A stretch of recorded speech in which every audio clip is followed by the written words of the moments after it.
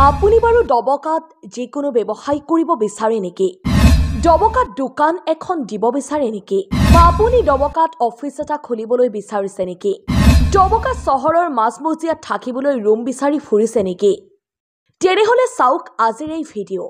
দবকাৰ মাজমজিয়াত অতি সুন্দৰকৈ সাজু কৰি তুলিছে মৌৰুন টাৱাৰ। প্ৰয়াত বিধায়ক খলিলুৰ ৰহমানৰ পুত্ৰ ৰাজ চৌধুৰীয়ে মাতৃৰ স্মৃতিত দবকাত সাজু কৰি তুলিছে মৌৰুন টাৱাৰ। য'ত দিব পাৰিব দোকান, অফিচ, ৰাখিব পাৰিব স্পেচিয়েল ৰুম আৰু গোডাউন, য'ত চাৰিওফালে আছে প্ৰাকৃতিক সৌন্দৰ্যৰে ভৰপূৰ।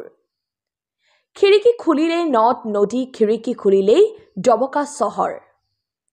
ওপৰ মহলাৰ পৰা চালে চাৰিওফালে কেৱল প্ৰাকৃতিক সৌন্দৰ্য। আচলতে দবকাৰ যমুনা নদীৰ নিচেই কাষতে প্ৰয়াত বিধায়ক খলিলুৰ ৰহমানৰ পুত্ৰ ৰাজ চৌধুৰীয়ে মাতৃৰ স্মৃতিত দবকাত সাজু কৰি তুলিছে মৌৰুন টাৱাৰটো। এই টাৱাৰত পৰিয়ালসহ থাকিব পৰা কেইবাটাও সাজু কৰিছে ৰুম। কৰ্মসূত্ৰে অহা বা ব্যৱসায় কৰিব পৰা লোকৰ বাবেও আছে বিশেষ সুবিধা।